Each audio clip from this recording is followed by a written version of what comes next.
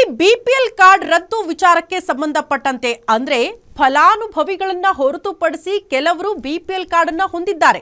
ಅದನ್ನ ಸರಿಯಾಗಿ ಯೋಚನೆ ಮಾಡಿ ಅಂಥ ಬಿಪಿಎಲ್ ಕಾರ್ಡ್ಗಳನ್ನ ರದ್ದು ಮಾಡಬೇಕು ಅಂತ ಯಾವಾಗ ಸಿಎಂ ಸಿದ್ದರಾಮಯ್ಯನವರು ನಿರಂತರವಾಗಿ ಸಭೆಯಲ್ಲಿ ಅಧಿಕಾರಿಗಳಿಗೆ ತಾಕೀತು ಮಾಡಿದ್ರು, ಈಗ ಫಲಾನುಭವಿಗಳ ಅಲ್ಲದೆ ಇರೋರು ಯಾರೆಲ್ಲ ಬಿಪಿಎಲ್ ಕಾರ್ಡ್ ಅನ್ನ ಹೊಂದಿದ್ದಾರೋ ಅಂಥವರಿಗೆ ಬಿಗ್ ಶಾಕ್ ಎದುರಾಗ್ತಾ ಇದೆ. ಗ್ಯಾರಂಟಿಗಳ ಮೇಲೆ ಅನರ್ಹರಿಂದಲೇ ದೊಡ್ಡ ಮಟ್ಟದ ಪೆಟ್ಟು ಬೀಳ್ತಾ ಇದೆ.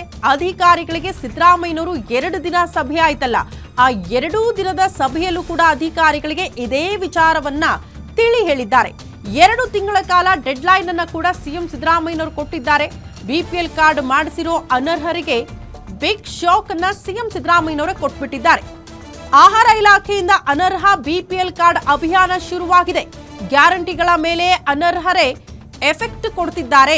ಯಾರು ಫಲಾನುಭವಿಗಳಲ್ವೋ ಅಂಥವರು ಕೂಡ ಬಿಪಿಎಲ್ ಕಾರ್ಡ್ ಹೊಂದಿದ್ದಾರೆ. ಹಾಗಾಗಿ ಈ ಅನ್ನಭಾಗ್ಯ ಯೋಜನೆ, ಬೇರೆ ಬೇರೆ ಗ್ಯಾರಂಟಿ ಯೋಜನೆಗಳ ಫಲಾನುಭವಿಗಳಿಗೆ ಇದರಿಂದ ಸಮಸ್ಯೆ ಆಗ್ತಾ ಇದೆ.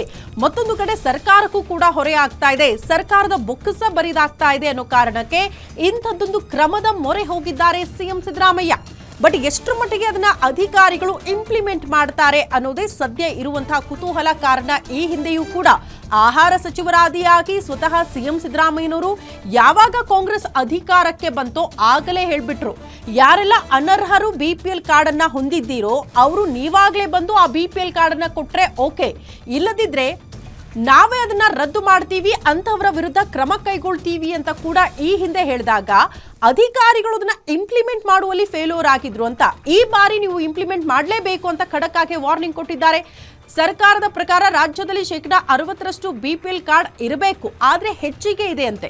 ಆದ್ರೆ 80%ಕ್ಕೂ ಅಧಿಕ ಬಿಪಿಎಲ್ ಕಾರ್ಡ್ ಇರೋದ್ರಿಂದ ಸರ್ಕಾರಕ್ಕೆ ಲಾಸ್, ಸರ್ಕಾರಕ್ಕೆ ಹೊರೆ ಆಗುತ್ತೆ. ಅದು ಬಡತನದ ರೇಖೆಯ ಮೇಲಿರೋರ್ಗೂ ಕೂಡ ಇದೆ ಬಿಪಿಎಲ್ ಕಾರ್ಡ್. ನಾಳೆಯಿಂದಲೇ ಅನರ್ಹರ ಬಳಿ ಇರೋ ಕಾರ್ಡ್ ಕೂಡ ರದ್ದಾಗುತ್ತೆ. ಅದನ್ನ ನೆನಪಿಟ್ಕೊಳ್ಳೇಬೇಕು. ನೀವೇ ತಂದು ಆ ಕಾರ್ಡ್ಗಳನ್ನ ಕೊಟ್ರೆ ಓಕೆ, ಇಲ್ಲದಿದ್ರೆ ಸರ್ಕಾರನೇ ಅದನ್ನ ಪತ್ತೆ ಮಾಡ್ಬಿಡುತ್ತೆ ಅಂತ. ಯಾರೆಲ್ಲ ಅನರ್ಹರು ಬಿಪಿಎಲ್ ಕಾರ್ಡ್ ಅನ್ನ ಹೊಂದಿದ್ದೀರೋ ಅಂಥವರ ಕಾರ್ಡ್ ಕೂಡ ರದ್ದಾಗುತ್ತೆ, ಅಂಥವರ ವಿರುದ್ಧ ಕ್ರಮ ಕೂಡ ಕೈಗೊಳ್ಳಬೇಕಾಗುತ್ತೆ ಅನ್ನುವಂಥ ಎಚ್ಚರಿಕೆಯನ್ನು ನೀಡಲಾಗಿದೆ.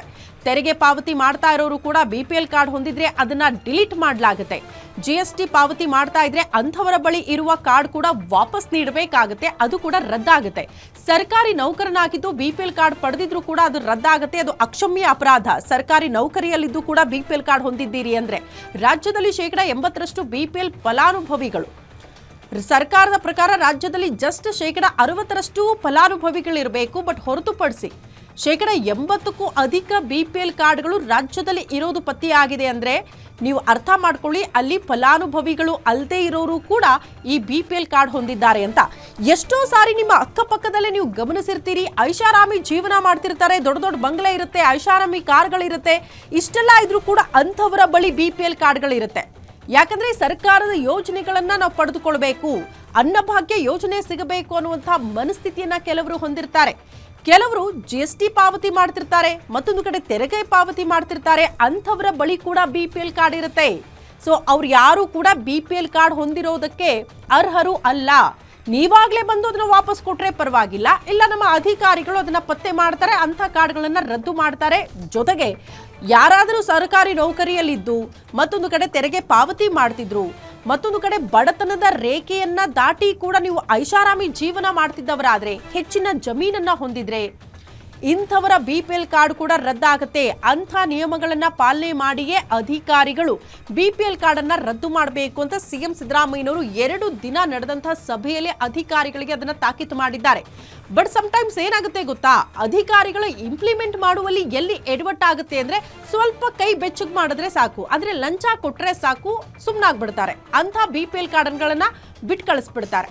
ಸೊ ಆ ರೀತಿ ಆಗಬಾರ್ದು ಅಂತ ಯಾರು ಉಳ್ಳವರು, ಐಷಾರಾಮಿ ಜೀವನ ಮಾಡ್ತಿರೋರು, ಈ ಬಡತನ ರೇಖೆ ದಾಟಿ ಆರಾಮಾಗಿ ಲೈಫ್ ಲೀಡ್ ಮಾಡ್ತಾ ಇರೋರು ಕೂಡ ಬಿಪಿಎಲ್ ಕಾರ್ಡ್ ಹೊಂದಿರೋದ್ರಿಂದ ಇದರ ನೇರ ಎಫೆಕ್ಟ್ ಯಾರ ಮೇಲೆ ಆಗ್ತಾ ಇದೆ ಗೊತ್ತಾ?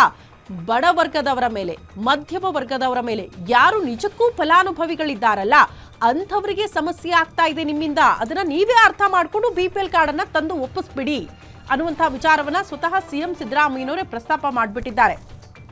ನೋಡಿ, ರಾಜ್ಯದಲ್ಲಿ ಸರ್ವೆ ಮಾಡಿರೋ ಪ್ರಕಾರ 60% ಮಾತ್ರ ಈ ಬಡತನ ರೇಖೆಯಲ್ಲಿ ಇದ್ದವರು ನಿಜಕ್ಕೂ ಅಂಥವರು ಫಲಾನುಭವಿಗಳು ಅವ್ರ ಹತ್ರ ಮಾತ್ರ BPL ಕಾರ್ಡ್ ಇರಬೇಕಾಗಿತ್ತು. ಆದರೆ ರಾಜ್ಯದಲ್ಲಿ ಒಂದು ಹಂತದಲ್ಲಿ ಸರ್ವೆ ಮಾಡಿದಾಗ 80% ಹೆಚ್ಚು BPL ಕಾರ್ಡ್ ಹೊಂದಿರೋರು ಕೂಡ ಇದ್ದಾರಂತೆ. ಸೊ ಅಲ್ಲಿಗೆ ಸರ್ಕಾರದ ಅಂದಾಜಿನ ಪ್ರಕಾರ ನಿಜಕ್ಕೂ ಫಲಾನುಭವಿಗಳನ್ನು ಹೊರತುಪಡಿಸಿ 30-40% ಹೆಚ್ಚಳವಾಗಿ ಅನರ್ಹರು BPL ಕಾರ್ಡನ್ನು ಹೊಂದಿದ್ದಾರೆ ಅಂತ ಅರ್ಥ. ಹಾಗಾಗಿ ಅಂಥವರ BPL ಕಾರ್ಡನ್ನು ಈಗ ರದ್ದು ಮಾಡಬೇಕು ಅಂತ ಸಿಎಂ ಸಿದ್ದರಾಮಯ್ಯನವರು ಅಧಿಕಾರಿಗಳಿಗೆ ತಾಕೀತು ಮಾಡಿದ್ದಾರೆ. ಸೊ ಎಷ್ಟು ಮಟ್ಟಿಗೆ ಇಂಪ್ಲಿಮೆಂಟ್ ಆಗುತ್ತೆ, ಇದು ಎಷ್ಟು ಮಟ್ಟಿಗೆ ಯಶಸ್ವಿ ಆಗುತ್ತೆ ಕಾದ್ ನೋಡಬೇಕು.